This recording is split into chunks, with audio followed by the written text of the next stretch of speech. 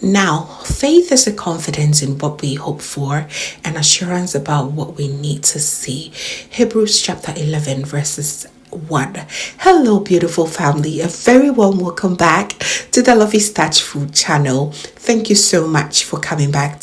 Let's make a very delicious chicken and beef stew for every rice dish that you can ever think of, even your yam and the like. You will love this so much. It is very straightforward and it's absolutely fail proof, so please stick around and let's get started. Please do not forget to give me a thumbs up as we go on. All right, as usual, I've listed each and every ingredient down below in the description box, so kindly check it out because you are going to need it. As you can see here, I have my list of proteins. I'm using some beef, eggs, and chicken for this recipe. Choose one. I just love to combine these three for the perfect taste and flavor for me. So to begin with, I'm going to cut off some onions. I'm going to blend all my blendables for a best seasoning and marinade for the stew. And to that onions, I'm going to also add some ginger, garlic, and some dried rosemary and thyme, and 2 grains of salam, aka ohintia. I love this combination for my stews so much. It is always so pleasant. If you have aniseed, throw a few in here as well and you will love it so much. And to that, I'll add a little bit of water and blend it until it's very nice and smooth. So this is my beef. I'm going to season it and I'm putting in my pot first. I'm trying to gather all my protein first and the eggs here as well. I'm just going to season the eggs with a little bit of salt and add water and allow it to boil for just 8 minutes to 10 minutes, okay? And to my beef, I added a beef bouillon and a little bit of salt and my blended ingredients in here. Pour as much as you can because you want the flavor to be stuck on this beef like never before. So go ahead and stir everything to combine. And to my other pot, I'm going to put in my chicken, very nicely washed. And to my chicken, I'm not going to do too much because I already had some chicken stock in the freezer, so I just went ahead to pull it out and just went ahead to season the chicken with it.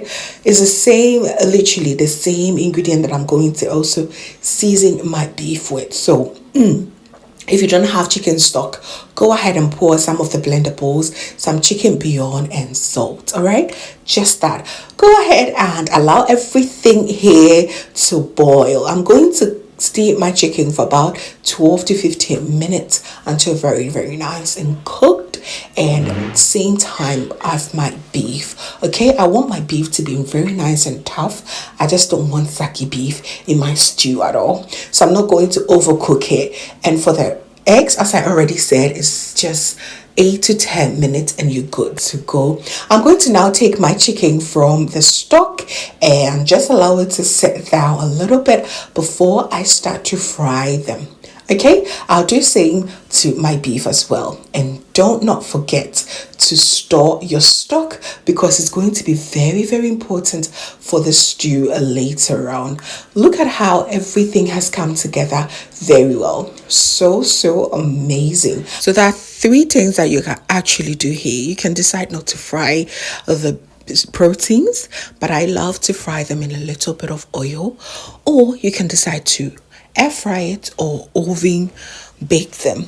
It is all going to be perfect, but the traditional way is to fry them until they're very nice and golden brown. Okay.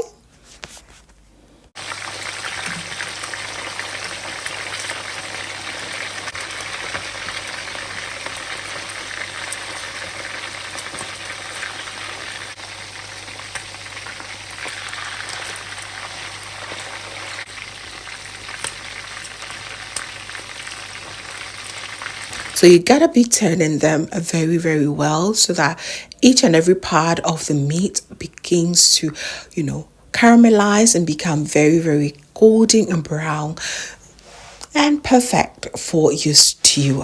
I am so not good with frying. I actually do not like frying meat.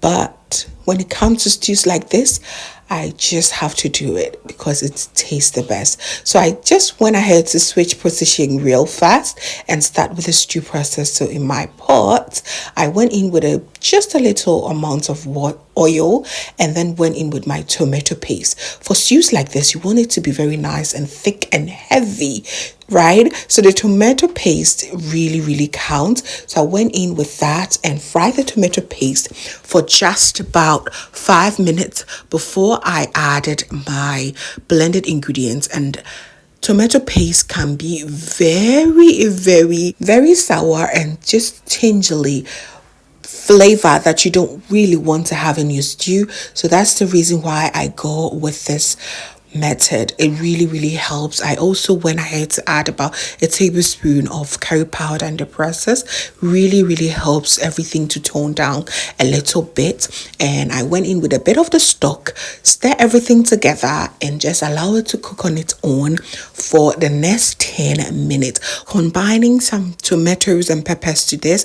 So I went ahead to blend that as well and went to check my meat, very nice and caramelized, just the way I love it to be.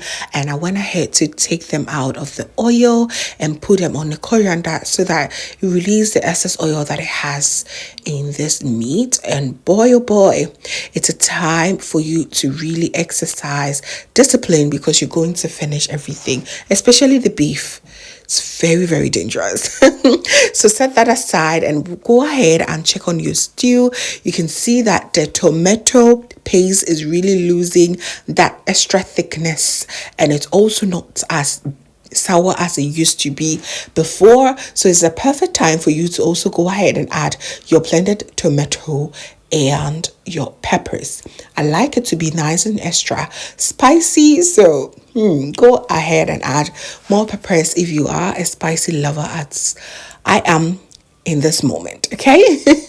So I went ahead to add the rest of the spices. I used the chicken bouillon, a bit of curry powder and bay leaves, and a light bit of salt as well. I went ahead to mix everything together, allow it to just simmer, and added a bit of the beef stock to it, and the stew was coming along so well, and the aroma was just incredibly amazing.